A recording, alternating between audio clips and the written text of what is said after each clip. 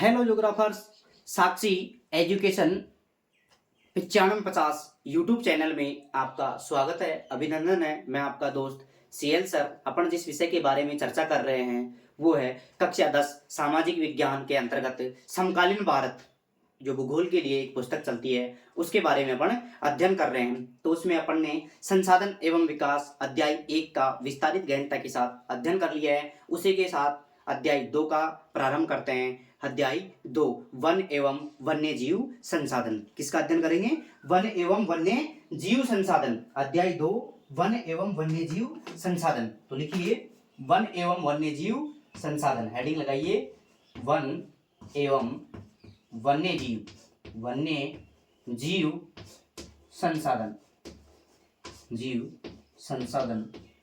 अध्याय 2 संसाधन। अध्याय कौन सा है? 2। अध्याय 2।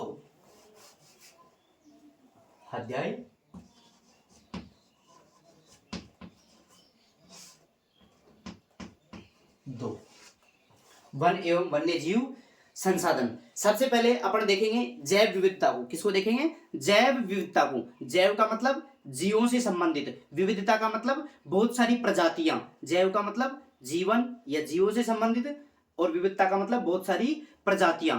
उनको सम्मिलित रूप से क्या बोला जाता है? जैव विविधता। किसी भी क्षेत्र में देखो, किसी भी क्षेत्र में जीव जंतुओं की एक प्रजाति नहीं पाई जाती है, बहुत सारी प्रजातियां पाई जाती हैं। पेड़ पौधों की भी एक प्रजाति नहीं पाई जाती, बहुत सारी प्रजातियां पाई जाती है। अलग अलग प्रकार के वृक्ष पाए जाते हैं, अलग अलग प्रकार के जीव जंतु पाए जाते हैं। उसी को सम्मिलित रूप से क्या बोला जाता है? जैव विविधता। क्या बोला जाता है? जैव विविधता। तो हेडिंग लगाइए, आज का मुख्य टॉपिक है जैव विविधता। क्या है? जैव विविधता। तो हेडिंग लगाइए जैव विविधता, हेडिंग लगाइए जैव विविधता। और इसको वेरी वेरी इंपॉर्टेंट कर लेना। जैव विविधता किसे कहा जाता है? तो जैव विविधता, जैव विविधता, ये बहुत वेरी वेरी वेरी इंपॉर्टेंट प्रश्न है, वेरी इंपॉर्टेंट प्रश्न है। जैव विविधता। तो जैव विविधता क्या होती है? किसी भी क्षेत्र में पाए जाने वाले जंतुओं और पादपों की भिन्नता। देखो, किसी भी क्षेत्र में पाए जाने वाले, लिखिए किसी भी क्षेत्र में पाए जाने वाले जंतुओं और पादपों की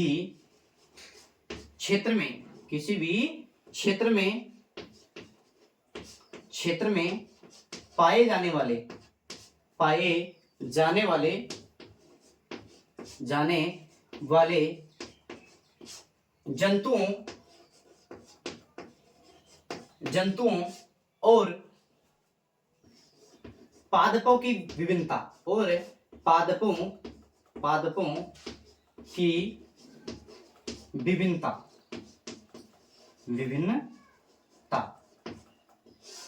देखो, किसी भी क्षेत्र में पाए जाने वाले जंतुओं और पादपों की जो विभिन्नता होती है, कोई उस क्षेत्र की जैव विविधता कहा जाता है। उस क्षेत्र की विभिन्नता को उस क्षेत्र की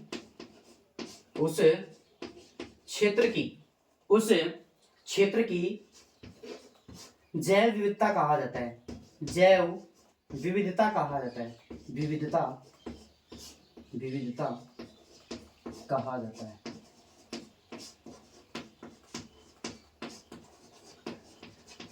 देखो, जैव विविधता किसे कहा जाता है? किसी भी क्षेत्र में, मान लीजिए कोई भी क्षेत्र है, वहां जो जंतु है, वहां पर पाए जाने वाले जंतुओं और पादपों। देखो, पादपों का मतलब होता है पेड़ों से, पेड़ पौधे। देखो, जंतु भी एक किसी क्षेत्र में एक ही प्रकार के जंतु नहीं पाए जाते, क्योंकि अनेकों प्रकार के जंतु पाए जाते हैं। और पादपों, और एक क्षेत्र में एक प्रकार के पेड़ पौधे नहीं पाए जाते, बहुत सारे पेड़ पौधे, बहुत सारी प्रजातियां पेड़ पौधे की पाई जाती हैं। तो इनकी विभिन्नता मतलब जो अलग अलग प्रकार के पाए जा रहे हैं, इनकी विभिन्नता को ही क्या बोला जाता है? जैव विविधता कहा जाता है। क्या कहा जाता है? जैव विविधता कहा जाता है। ये वेरी इंपॉर्टेंट प्रश्न है, ये एग्जाम में मुख्य रूप से आएगा। भारत के वनस्पति जात। देखो, भारत में वनस्पति जात या भारत के वनस्पति जात और प्राणी जात जैव विविधता के मामले में, लिखिए भारत के, लिखिए इसी में लिख लीजिए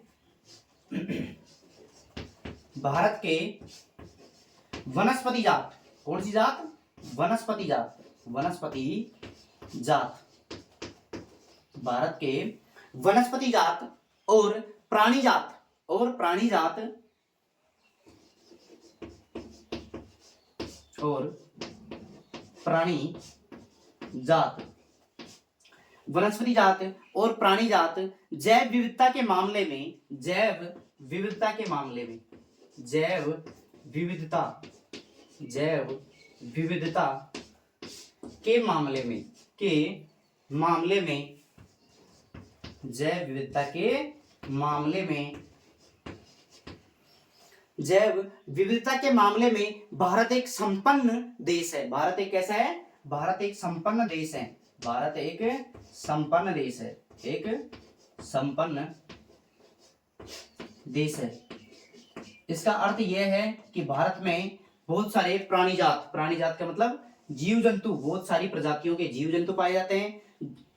प्राणी जात व वनस्पति जात, वनस्पति जात, वनस्पति जात का मतलब बहुत सारी प्रजातियों के पेड़ पौधे पाए जाते हैं, बहुत सारी प्रजातियों के जीव जंतु पाए जाते हैं। इसलिए भारत इस मामले में या जैव विविधता के मामले में एक कैसा देश है? एक संपन्न देश है। एक कैसा देश है? संपन्न देश है। देखिए विश्व की लगभग 87 लाख प्रजातियों में से, विश्व की लगभग 87 लाख प्रजातियों में से, लिखिए साथ साथ, विश्व की लगभग लगभग 87 लाख, लगभग 87 लाख प्रजातियों में से, कितने लाख? 87 लाख प्रजातियों में से, प्रजातियों में से, विश्व की लगभग 87 लाख प्रजातियों में से लगभग 8% प्रजातियां, लगभग 8%, कितना परसेंट? 8% प्रजातियां, 8% प्रजातियां भारत में पाई जाती हैं। कितने परसेंट? 8% भारत में पाई जाती हैं, पाई जाती हैं। इसीलिए भारत जैव विविधता की दृष्टि से संपन्न देश है, पाई जाती हैं। देखो लगभग कितने परसेंट? 8%। इसमें आएंगी लगभग 16 लाख, देखो 16 लाख प्रजातियां, 16 लाख, 8% में आएंगी 16 लाख प्रजाति। कहाँ पाई जाती हैं? भारत में पाई जाती हैं। 8% में कितने लाख आएंगी? 16 लाख प्रजातियां भारत में पाई जाती हैं। एक बार इसका स्क्रीनशॉट लो, फिर अपन आगे चलते हैं।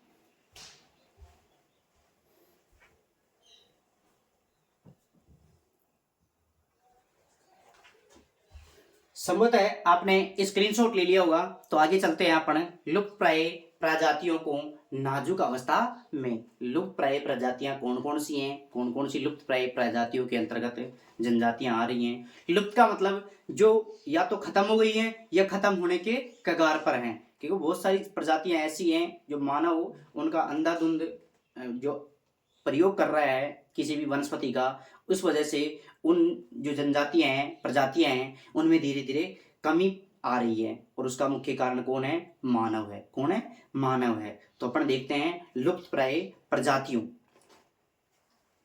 तो अगला बिंदु लगाइए।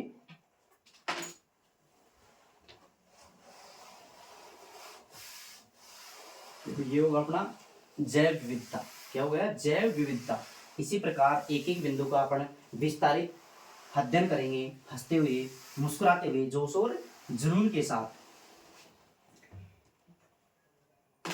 हेडिंग लगाइए। हेडिंग क्या लगाएंगे? लुप्त प्राय प्रजातियों को नाजुक अवस्था में। लुप्त प्राय प्रजातियों को नाजुक अवस्था में। लुप्त प्राय प्रजातियां, लुप्त प्राय प्रजातियां। हेडिंग लगाइए लुप्त प्राय प्रजातियां। वे प्रजातियां जो या तो लुप्त हो गई हैं या फिर लुप्त होने के कगार पे हैं, उनको बोला जाता है लुप्त प्राय प्रजातियां। उनको क्या बोला जाता है? लुप्त प्राय प्रजातियां। इसमें एक लाइन लिखना चाहो तो लिख लो। लुप्त प्राय प्रजातियां वे प्रजातियां, वे प्रजातियां, वे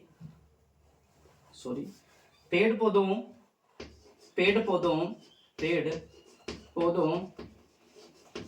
व जीव जंतुओं की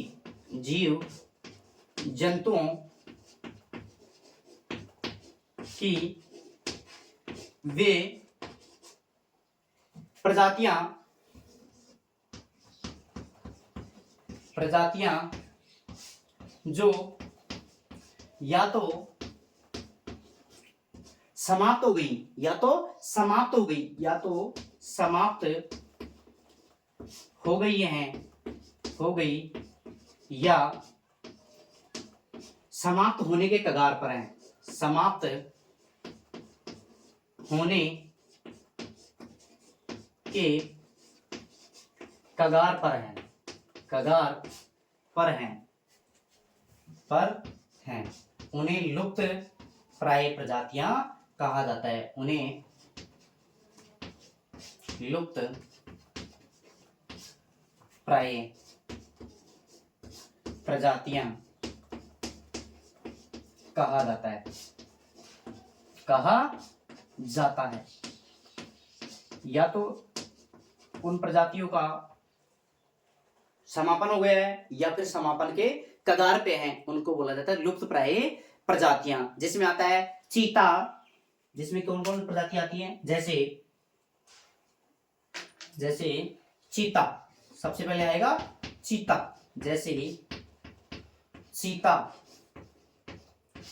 कौन सा, चीता। इसके अलावा गुलाबी सिर वाले बतख, गुलाबी सिर वाले बतख, इसके अलावा आएगा गुलाबी सिर वाले बतख, गुलाबी सिर वाले बतख। कौन से सिर वाले बतख, गुलाबी सिर वाले बतख, गुलाबी सिर वाले बतख। पहला आ गया चीता, दूसरा आ गया गुलाबी सिर वाले बतख। उसके अलावा पहाड़ी कोयल, पहाड़ी कोयल, पहाड़ी कोयल, पहाड़ी कोयल, कौन सी आ गई, पहाड़ी कोयल। पहाड़ी कोयल के अलावा जंगली चित्तेदार उल्लू, जंगली चित्तेदार उल्लू, जंगली चित्तेदार उल्लू, चित्तेदार उल्लू, जंगली चित्तेदार उल्लू। ये भी समापन की दृष्टि कगार पे है। कौन सा, जंगली चित्तेदार उल्लू। पहला कौन सा हो गया, चीता, दूसरा कौन सा हो गया, गुलाबी सिर वाले बतख, तीसरा हो गया पहाड़ी कोयल, उसके अलावा चौथा हो गया जंगली चित्तेदार उल्लू। उसके अलावा महुआ की जंगली किस्में, महुआ की जंगली किस्में। महुआ क्या है, एक वृक्ष है, महुआ क्या है, वृक्ष है, ये जीव नहीं है। महुआ देखो, महुआ क्या है, एक वृक्ष है, पेड़ है, वनस्पति है। क्या है, वनस्पति है। महुआ की जंगली किस्में, महुआ की जंगली किस्में, जंगली किस्में,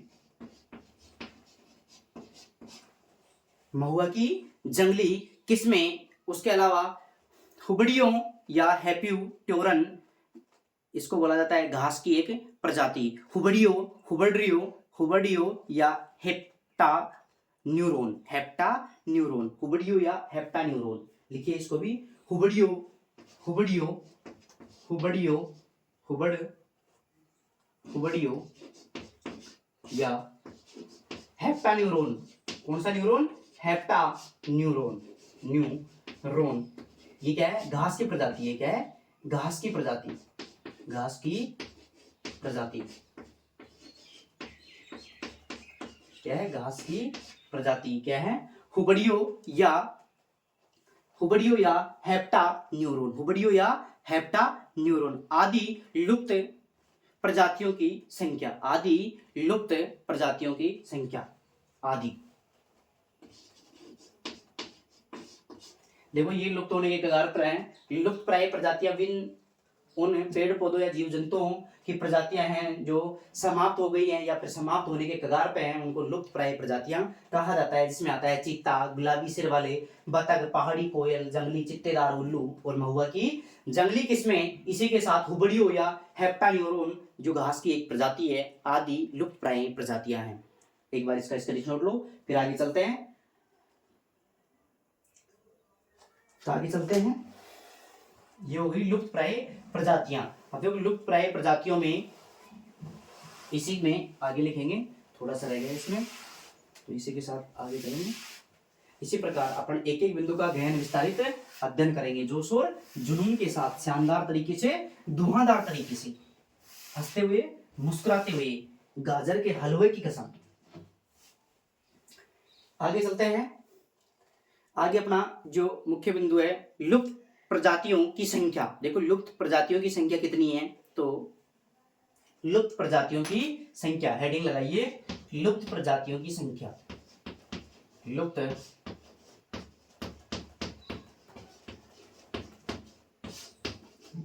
प्रजातियों की संख्या, लुप्त प्रजातियों की संख्या। देखो कितनी कितनी संख्या लुप्त प्रजातियों के अंतर्गत आती है।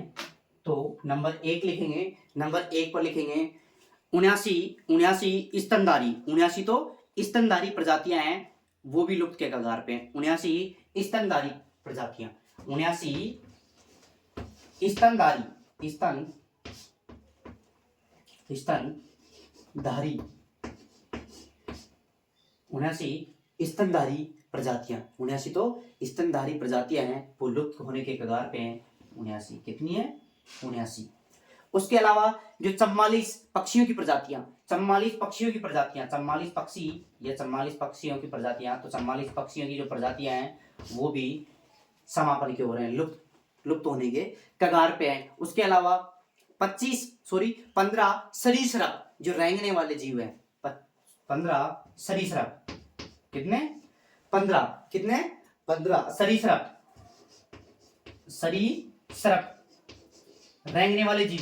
कौन से जीव, रेंगने वाले जीवों की प्रजाति, रेंगने वाले जीव, इनकी प्रजाति भी 15, वो भी लुप्त के कगार पे है, लुप्त होने के कगार पे है। इसके अलावा उभयचर जो जल और थल दोनों में चलते हैं, उभयचर प्राणी, उभयचर प्राणी, उभयचर का मतलब क्या है, जल और थल दोनों में जिनका निवास स्थान हो, वो कहलाते हैं उभयचर प्राणी। इसकी संख्या है 3। इसकी संख्या कितनी है, 3।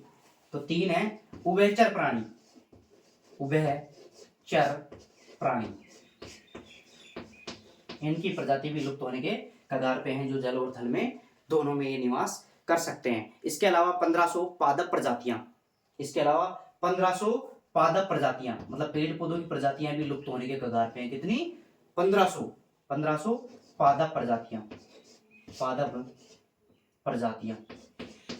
1500 पादप प्रजातियां, ये भी लुप्त होने के कगार पे हैं। तो अपना जो पारिवारिक संतुलन है वो बहुत गड़बड़ा रहा है, इसका मुख्य कारण मनुष्य है, तो उसको अपन को संतुलित करना चाहिए। एक बार इसका स्क्रीनशॉट लो, फिर अपन आगे चलते हैं। संभवतः आपने स्क्रीनशॉट ले लिया होगा, तो हेडिंग लगाइए अगली।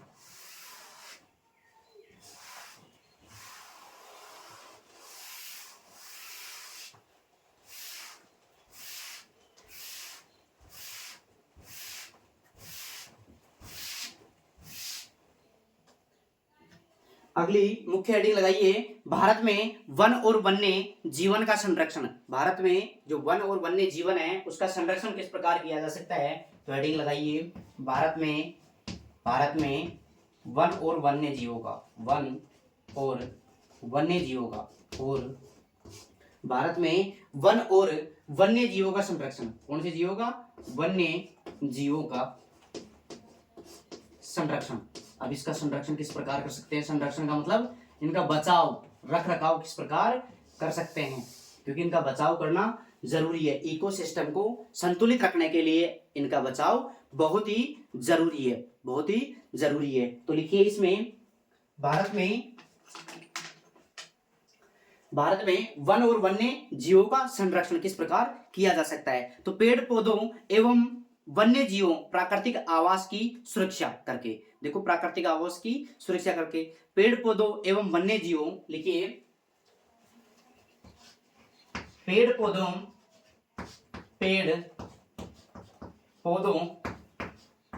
एवं वन्य जीवों। देखो जो वन है और वन्य जीवों का संरक्षण किस प्रकार कर सकते हैं, पेड़ पौधों व वन्य जीवों प्राकृतिक आवास की सुरक्षा, प्राकृतिक जीवों के प्राकृतिक आवास की सुरक्षा, प्राकृतिक आवास की सुरक्षा, प्राकृतिक आवास की सुरक्षा करके इनका संरक्षण किया जा सकता है। देखो पेड़ पौधे जो लगातार जनसंख्या धुआंधार तरीके से काट रही है उसका भी संरक्षण, पेड़ पौधों को सीमित मात्रा में इसका उपयोग करो, मतलब अंधाधुंध इसका प्रयोग मत करो। जितने पेड़ आप काट रहे हो उससे ज्यादा आप लगाओ, 10 काट रहे हो तो 20 लगाओ। वन्य जीवों के, देखो अगर अपन पेड़ पौधे काट देते हैं तो वन्य जीवों की जो प्राकृतिक आवास है, कैसे आवास है, प्राकृतिक आवास है, इनको भी अपन नष्ट कर देते हैं, तो इनकी भी अपने को सुरक्षा करनी चाहिए। अगर अपन पेड़ छोड़ देंगे, पेड़ों का अंधाधुंध प्रयोग नहीं करेंगे, तो ये जो वन्य जीव है इनके आवास का भी सुरक्षा हो जाएगी, जिनकी आवास की भी सुरक्षा हो जाएगी। तो इस प्रकार से अपन क्या कर सकते हैं, वन्य जीवों एवं वनों का संरक्षण करते हैं। दूसरा आता है सुरक्षित क्षेत्रों में जीवों का उचित रखरखाव। देखो सुरक्षित क्षेत्रों में जीवों का उचित रखरखाव, सुरक्षित क्षेत्रों में, सुरक्षित क्षेत्रों में जीवों का उचित रखरखाव, उचित रखरखाव, सुरक्षित क्षेत्रों में जीवों का उचित रखरखाव। देखो जीवों का उचित रखरखाव रखो, सुरक्षित क्षेत्र निर्धारित करो, सुरक्षित क्षेत्र निर्धारित करो जीवों को रखने के लिए, जिससे क्या हो, जीवों को बचाया जा सके है। देखो जीवों का संरक्षण किया जा सके, तो ये सुरक्षित स्थान होने चाहिए। इसके माध्यम से भी अपन जीवों का, यह वनस्पति जात का संरक्षण कर सकते हैं। पेड़ पौधों व वन्य जीवों के लिए जैव मंडल रिजर्व की स्थापना करना। पेड़ पौधों एवं वन्य जीवों के लिए, पेड़ पौधों एवं वन्य जीवों के लिए, वन्य जीवों के लिए,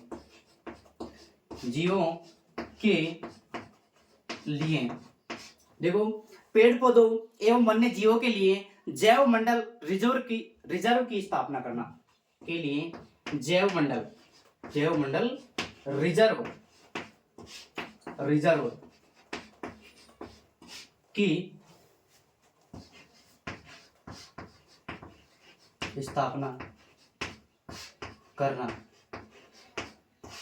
रिजर्व का मतलब क्या है कि ऐसे क्षेत्र निर्धारित करना कि जहां पर ना तो पेड़ पौधों को काटने दिया जाए, वहां पर प्रतिबंध, पेड़ पौधों को काटने से संबंधित और जीवों को मारने से संबंधित क्या होना चाहिए, प्रतिबंध होना चाहिए। वहां कोई भी एंट्री नहीं कर सकता, वहां पर यह प्रतिबंध होना चाहिए। वो क्षेत्र कहलाते हैं रिजर्व क्षेत्र। तो रिजर्व क्षेत्र स्थापित करना चाहिए। और इसी के साथ अधिनियम एवं कानून लाकर, देखो अधिनियम लाना चाहिए, कानून लाकर वन्य जीवों एवं पेड़ पौधों की रक्षा करना। देखो अधिनियम एवं कानून लाकर, अधिनियम एवं कानून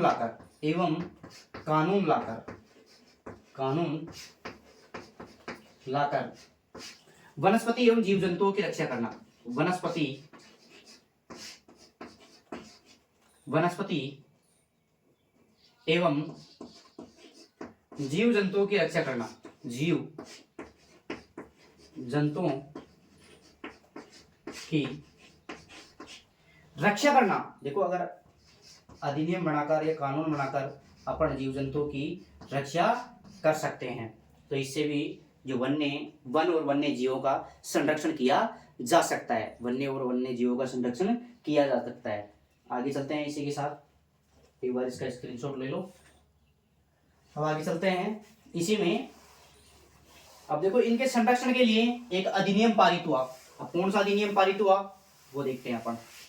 देखो वन एवं वन्य जीवों के संरक्षण से संबंधित एक अधिनियम पारित हुआ, वो कौन सा अधिनियम है, तो उसके बारे में अपन विस्तारित अध्ययन करते हैं।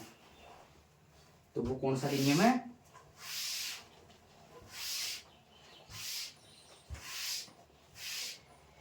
तो हेडिंग लगाइए, वो अधिनियम है भारतीय वन्य जीव संरक्षण अधिनियम। भारतीय वन्य जीव संरक्षण अधिनियम। देखो भारतीय वन्य जीव संरक्षण अधिनियम, उसी में लिखना है जो चल रहा है, उसी में भारतीय वन्य जीव संरक्षण अधिनियम ये पारित हुआ। वन्य जीव संरक्षण अधिनियम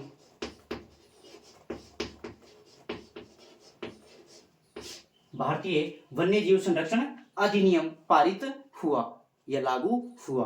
अब ये कब लागू हुआ, देखो भारतीय वन्य जीव एवं संरक्षण अधिनियम, ये वन एवं वन्य जीवों के संरक्षण के लिए ये अधिनियम पारित हुआ, भारतीय वन्य जीव संरक्षण अधिनियम 1972। 1972 वेरी इंपॉर्टेंट पर्सन है, कौन सा? 1972 में लागू हुआ। आपसे पूछा जाए भारतीय वन्य जीव संरक्षण अधिनियम कब लागू हुआ, तो 1972 में लागू हुआ। कब लागू हुआ? 1972 में लागू हुआ। वेरी इंपॉर्टेंट प्रश्न है ये, वेरी मोस्ट प्रश्न है ये। प्रश्न डेफिनेट एग्जाम में आपको देखने को मिलेगा। इसके अलावा देखो, इसका मुख्य उद्देश्य, जो भारतीय वन्य जीव संरक्षण अधिनियम 1972 लागू हुआ, इसका मुख्य उद्देश्य यह है, यह अधिनियम जंगली जानवरों, पशु पक्षियों और पौधों को संरक्षण प्रदान करता है। यह अधिनियम क्या करता है? यह अधिनियम जंगली जानवरों, पक्षियों, इसी में लिखिए, यह अधिनियम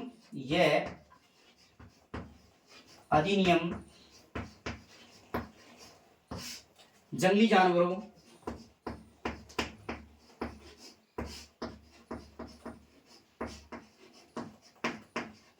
देखो भारतीय वन्य जीव संरक्षण अधिनियम, यह अधिनियम जंगली जानवरों, पक्षियों और पौधों को, पक्षियों और पौधों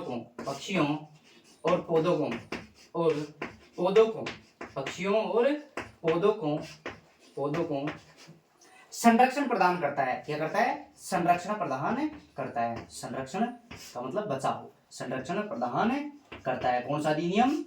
भारतीय वन्य जीव संरक्षण अधिनियम 1972 संरक्षण प्रदान करता है। इसका पहला उद्देश्य तो ये हो गया। इसके उद्देश्य चल रहे हैं, ठीक है। उद्देश्य, ये 1 नंबर का उद्देश्य है। ये क्या है? ये अधिनियम जंगली जानवरों, पक्षियों, पौधों को संरक्षण प्रदान करता है। इसके अलावा इस अधिनियम के तहत दुर्लभ तथा संकटाग्रस्त प्रजातियों का शिकार करना प्रतिबंधित है। इस अधिनियम के तहत, लिखिए इसी में नंबर 2, इस अधिनियम के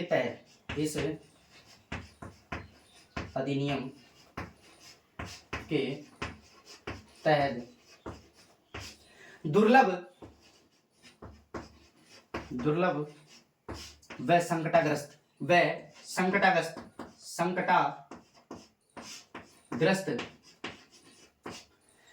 प्रजातियों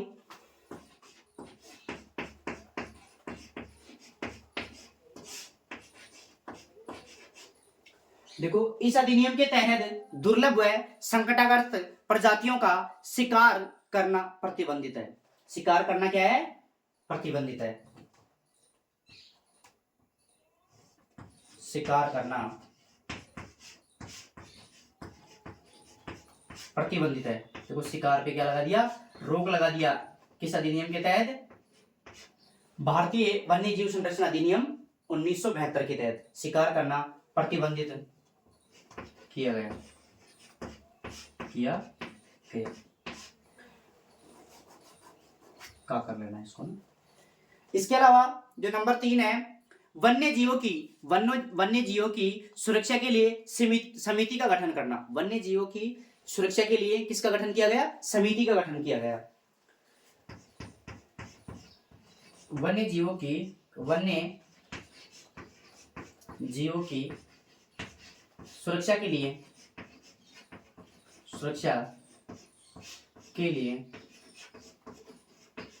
समिति का गठन करना।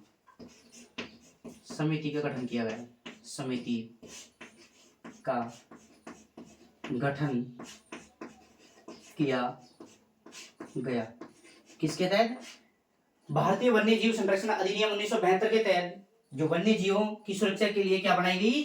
समितियों का निर्माण किया गया। किसका निर्माण किया गया? समितियों का निर्माण किया गया। और संपूर्ण भारत में संरक्षित जातियों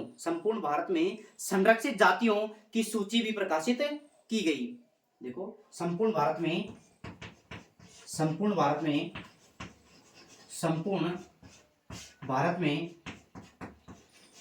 संरक्षित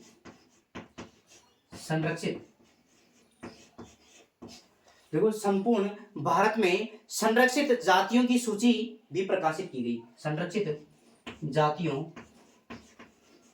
की सूची भी प्रकाशित की गई, कि सूची भी प्रकाशित की गई, प्रकाशित की गई।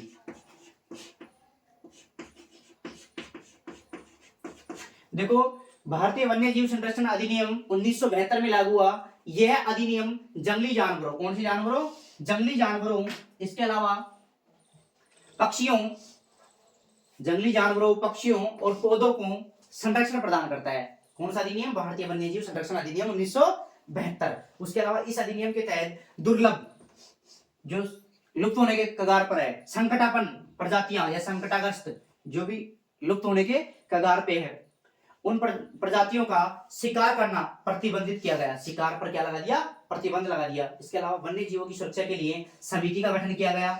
उसके अलावा संपूर्ण भारत में संरक्षित जातियों की सूची प्रकाशित की गई। भाई कौन कौन सी जातियां संरक्षित हैं, लुप्त होने के कगार पे हैं या फिर लुप्त प्राय प्रजातियां हैं, तो उनकी सूची तैयार की गई। इसमें देखो मुख्य जीव, देखो भारतीय वन्य जीव संरक्षण अधिनियम 1972 के तहत जो संरक्षित जातियों की सूची बनाई गई, उसमें मुख्य जीव कौन कौन से हैं उसके बारे में अपना अध्ययन करते हैं। तो इसी में लिखना मुख्य जीव, नंबर 5 पे मुख्य जीव, इसी में लिख लो, चलो कोई दिक्कत नहीं है।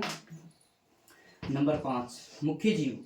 मुख्य जीव क्या क्या है इसमें, मुख्य जीव, देखो मुख्य जीव में पहला आएगा बाघ, एक सींग वाला गैंडा और कश्मीरी हिरण। बाघ, एक सींग वाला गैंडा, एक सींग वाला गैंडा, सींग वाला गैंडा, गैंडा और कश्मीरी हिरण, कश्मीरी हिरण, कश्मीरी हिरण। देखो इसमें आ गया बाघ, एक सींग वाला गैंडा, कश्मीरी हिरण, मगरमच्छ, घड़ियाल, हाथी, गोडावन। मगरमच्छ, घड़ियाल, इसमें लिखिए मगरमच्छ, मगरमच्छ, घड़ियाल, घड़ियाल, हाथी और गोडावन। कौन सा वन, गोडावन। इन संरक्षित जातियों की सूची तैयार की गई। एक बार स्क्रीनशॉट लो, फिर अपना आगे चलते हैं। संभवतः आपने स्क्रीनशॉट ले लिया होगा, तो आगे चलते हैं। तो अगर प्रश्न आ जाए भारतीय संरक्षण अधिनियम कब लागू हुआ, 1972 में। भारतीय संरक्षण अधिनियम की शुरुआत 1972 में। ये कब लागू हुआ, 1972 में। तो ये वेरी वेरी इंपॉर्टेंट प्रश्न था। इसी के साथ अपन आगे चलते हैं।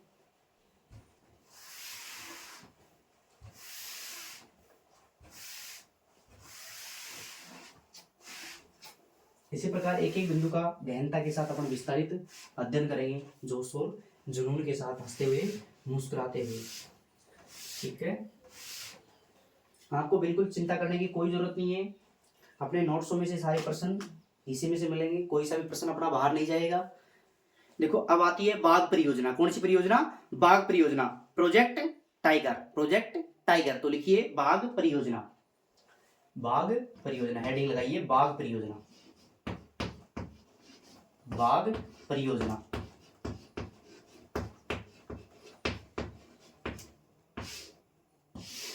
बाघ परियोजना, इसको लिख सकते हैं प्रोजेक्ट टाइगर।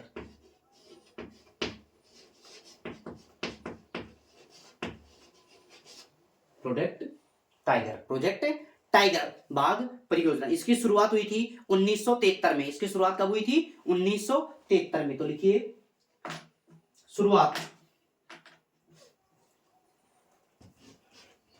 शुरुआत,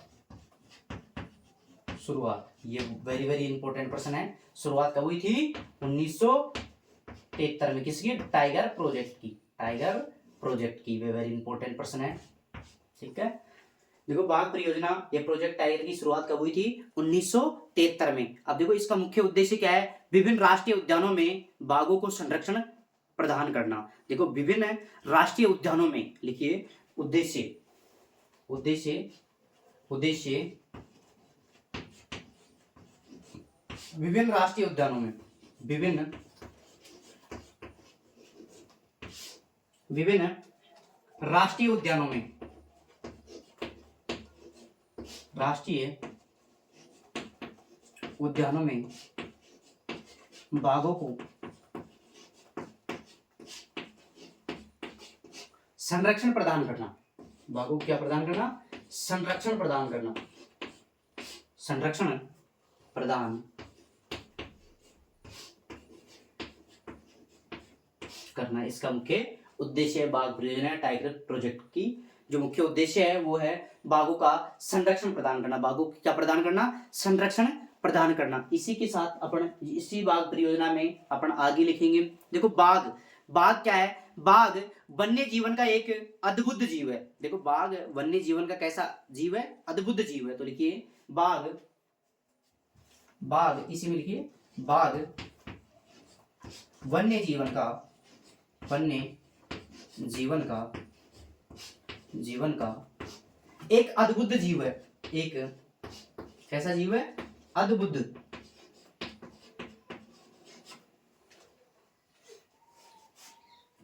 अद्भुत, अद्भुत जीव है। देखो पहला क्या आ गया, बाघ वन्य जीवन का एक कैसा जीव है, अद्भुत जीव है। जैव विविधता को बनाए रखने के लिए बाघ की भूमिका महत्वपूर्ण होती है। देखो जैव विविधता को, इकोसिस्टम को बनाए रखने के लिए बाघों की भूमिका महत्वपूर्ण होती है। तो जैव विविधता को बनाए रखने के लिए लिखिए जैव विविधता, जैव विविधता को बनाए रखने के लिए, बनाए रखने के लिए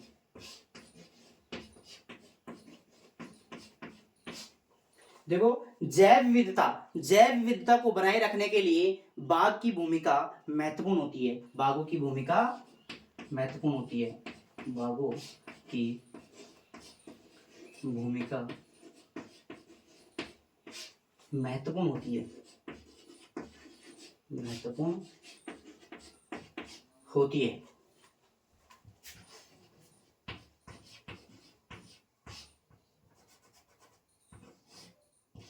बाघ एक कैसा प्राणी है, कैसा जीव है, मांसाहारी। कैसा जीव है, मांसाहारी, जो बहुत सारे जीव जंतुओं का भक्षण करता है। इसलिए अगर वो नहीं रहेगा तो बहुत सारे छोटे छोटे जीव जंतुओं की संख्या बढ़ जाएगी। इस वजह से देखो इकोसिस्टम को संतुलित रखने के लिए बाघों की भूमिका महत्वपूर्ण होती है। देखो 20वीं शताब्दी के प्रारंभ में, 20वीं शताब्दी के प्रारंभ में भारत में बाघों की अनुमानित संख्या, देखो 20वीं शताब्दी के प्रारंभ में बाघों की अनुमानित संख्या कितनी थी। देखो लिखिए 20वीं शताब्दी, 20वीं शताब्दी, 20वीं शताब्दी के आरंभ में बाघों की अनुमानित संख्या, बाघों की अनुमानित संख्या, अनुमानित संख्या 55,000 थी। कितनी थी, 55,000, जो काफी थी, 55,000 थी, 55,000 थी। देखो 20वीं शताब्दी के प्रारंभ में या आरंभ में जो बाघों की अनुमानित संख्या है वो कितनी थी, 55,000 थी। जो 1973 में आधिकारिक गणना के अनुसार, जो 1973 में लिखिए, जो 1973 में आधिकारिक गणना के पश्चात, आधिकारिक गणना के पश्चात, गणना के पश्चात, आधिकारिक गणना के पश्चात देखो 20वीं शताब्दी के प्रारंभ में जो अनुमानित बाघों की संख्या थी वो कितनी थी, 55,000। कितनी थी, 55,000 थी, लगभग 55,000 थी। लेकिन 1973 में आधिकारिक गणना के बाद, 1973 में आधिकारिक गणना के अनुसार घटकर 1827 रह गई। घटकर कितनी रह गई, पश्चात घटकर 1827 रह गई। तो देखो कितना इकोसिस्टम पहले की अपेक्षा कितना खराब हो गया है, क्योंकि पहले इनकी संख्या कितनी थी, 55,000 थी, जो अब घटकर कितनी रह गई, 1827, जो काफी कम है, जो काफी कम है। एक बार इसका स्क्रीनशॉट लो, फिर अपन आगे चलते हैं। संभवतः आपने स्क्रीनशॉट ले लिया होगा। आगे चलते हैं। देखो ये कम होने के कारण, देखो बाघों की संख्या लगातार घट रही है, इसके कारण क्या क्या हो सकते हैं। तो बाघों की संख्या कम होने का कारण, हेडिंग लगाइए, बाघों की संख्या कम होने के कारण।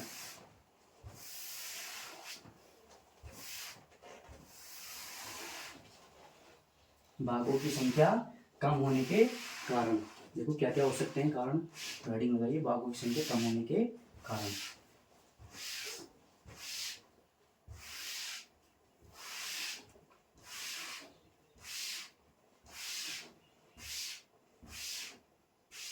हेडिंग लगाइए, बाघों की संख्या कम होने का कारण, बाघों की संख्या कम होने का कारण।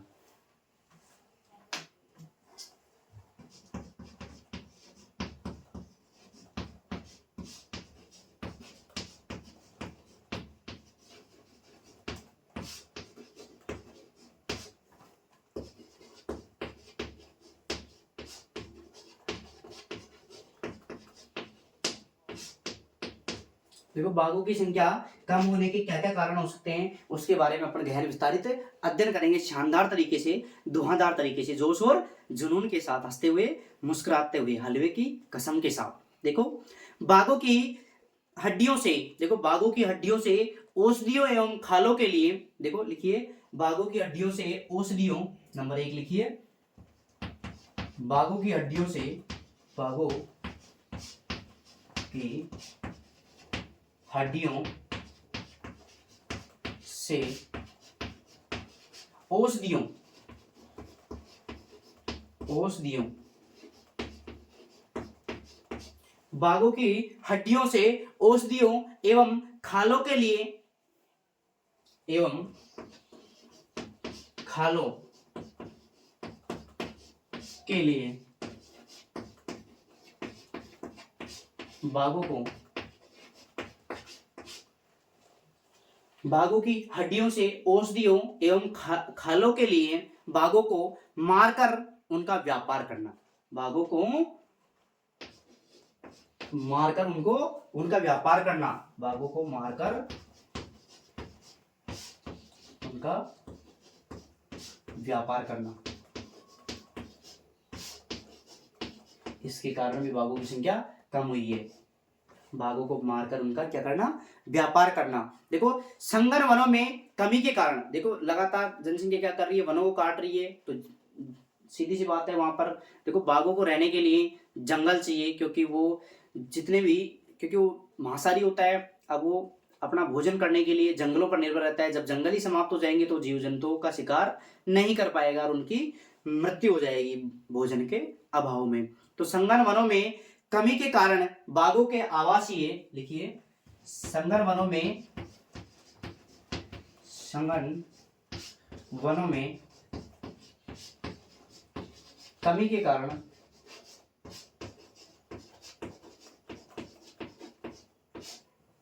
देखो सघन वनों में कमी के कारण बाघों के आवासीय स्थलों का, आवासीय स्थलों का कम होना, कमी के कारण बाघों के आवासीय स्थलों का कम होना, आवासीय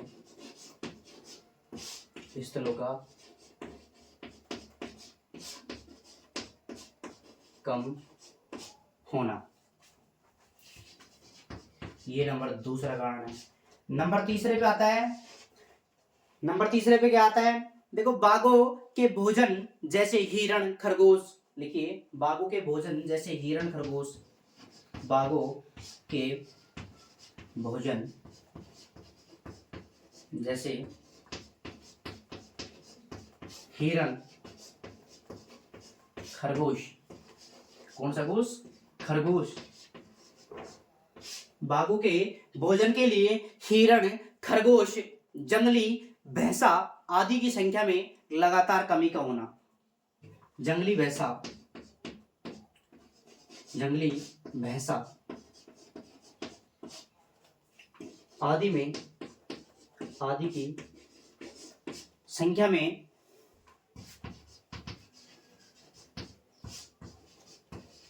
लगातार कमी का होना, लगातार किसका होना, कमी का होना, कमी का होना। ये भी बाघों की संख्या में कमी का मुख्य कारण है। तो देखो पहला है बाघों की हड्डियां। देखो बाघों की जो हड्डियां हैं, बाघों की हड्डियां हैं वे, देखो बाघों की हड्डियां औषधियां, दवाइयां बनाने के काम में आती हैं। उसके अलावा खालों के लिए, इसकी खाल भी बहुत कीमती बिकती है।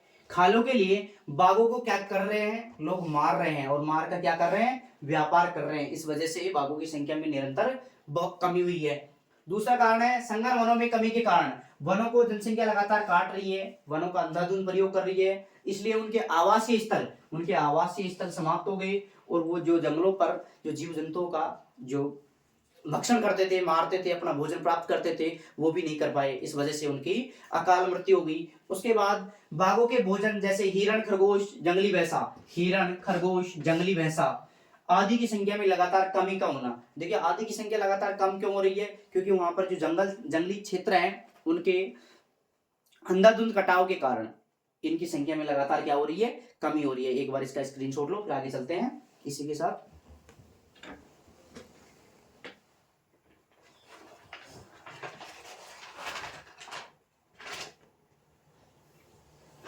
संभवतः आपने स्क्रीनशॉट ले लिया होगा, तो अपन इसी के साथ हंसते हुए मुस्कुराते हुए आगे चलते हैं, एक एक बिंदु का गहनता के साथ अध्ययन करेंगे।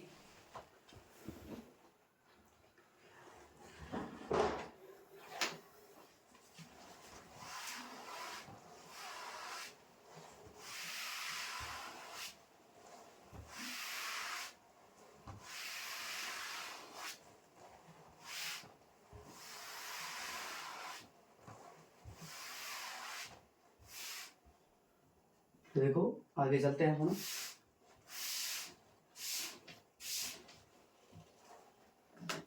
तो देखो आगे हेडिंग लगाइए, भारत में बाघ संरक्षण परियोजना के उदाहरण। कौन कौन सी बाघ संरक्षण परियोजनाएं चलाई गई, तो भारत में बाघ संरक्षण परियोजना के उदाहरण, भारत में बाघ संरक्षण परियोजना के उदाहरण। तो हेडिंग लगाइए, भारत में बाघ संरक्षण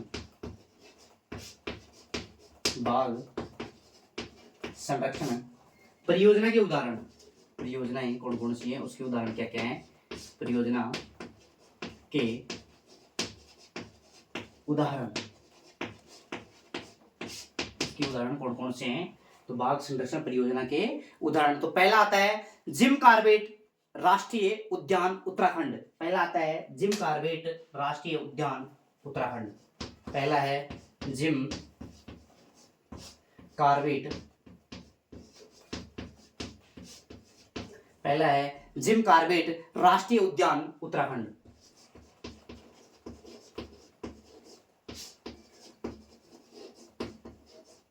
ये कहाँ है, कौन से राज्य में, उत्तराखंड में, उत्तराखंड। ये वेरी वेरी वेरी इंपॉर्टेंट है।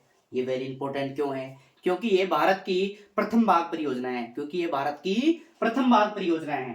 तो देखिए भारत की प्रथम बाघ परियोजना जिम कॉर्बेट राष्ट्रीय उद्यान भारत की प्रथम बाघ परियोजना, बाघ परियोजना।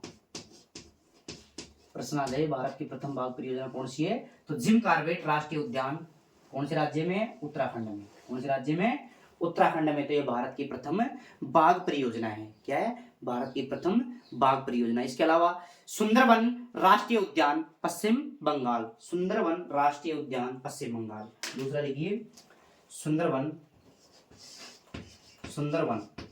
कौन सा वन, सुंदरवन राष्ट्रीय उद्यान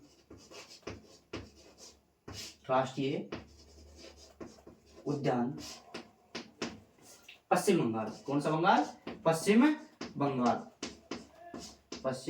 बंगाल, सुंदरवन राष्ट्रीय उद्यान पश्चिम बंगाल। इसके अलावा देखो सरिस्का वन्य जीव पशु विहार या सरिस्का वन्य जीव अभ्यारण्य। लिखिए सरिस्का वन्य जीव उद्यान, सरिस्का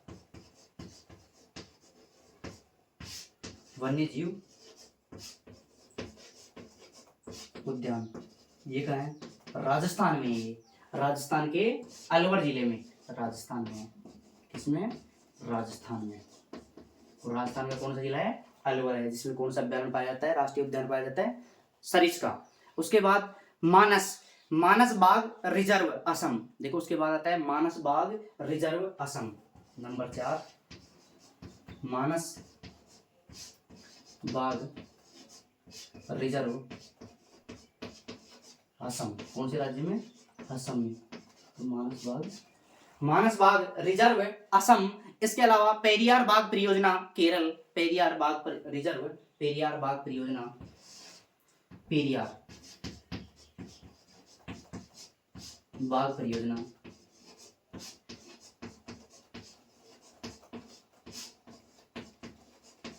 ये कहाँ है? केरल में। कौन से राज्य में?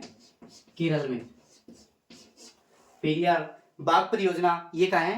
केरल में। पेरियार बाग रिजर्व या परियोजना कहाँ है? केरल में है। काजीरंगा राष्ट्रीय उद्यान असम में। काजीरंगा राष्ट्रीय उद्यान नंबर 6 पे लिखिए, काजीरंगा राष्ट्रीय उद्यान, राष्ट्रीय उद्यान कौन से राज्य में? असम में। तो देखो इसमें वेरी इंपॉर्टेंट कौन कौन से उदाहरण है, ये कौन कौन से उद्यान है। देखो पहला तो हो गया जिम कार्बेट, उसके अलावा होता है सरिस्का, उसके अलावा काजीरंगा। ये वेरी वेरी वेरी इंपॉर्टेंट है। इसी के साथ अपन आगे चलते हैं।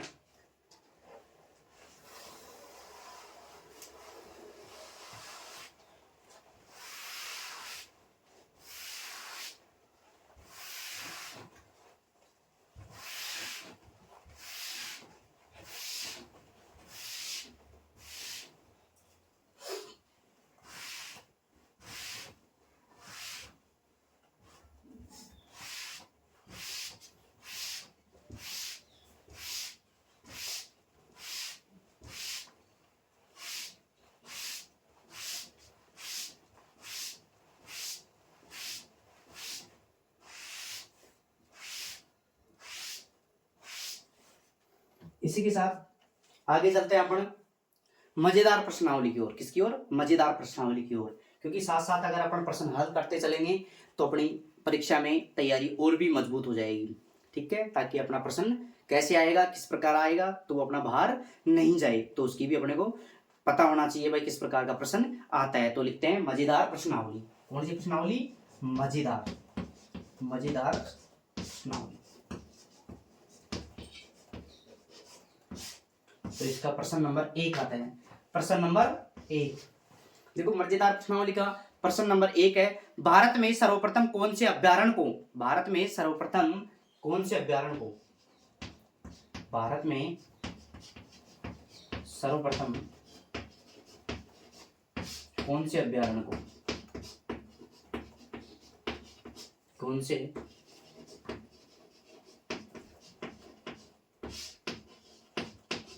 अभ्यारण्य को, भारत में सर्वप्रथम कौन से अभ्यारण्य को बाघ परियोजना के रूप में घोषित किया गया, बाघ परियोजना के रूप में घोषित किया गया, बाघ परियोजना के रूप में घोषित किया गया।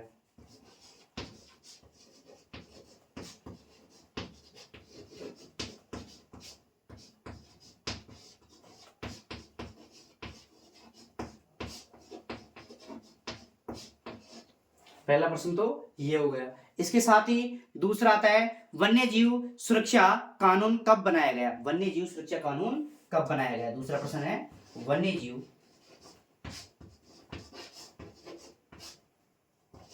सुरक्षा कानून कब बनाया गया।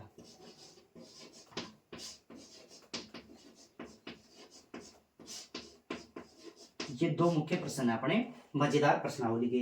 तो देखो, जो पहला है, भारत में सर्वप्रथम कौन से अभ्यारण्य को बाघ परियोजना के रूप में घोषित किया गया, वो था जिम कार्बेट अभ्यारण्य उत्तराखंड, जिम कार्बेट राष्ट्रीय उद्यान उत्तराखंड, जिम कार्बेट राष्ट्रीय उद्यान, जिम कार्बेट राष्ट्रीय उद्यान उत्तराखंड। कौन सा खंड? उत्तराखंड।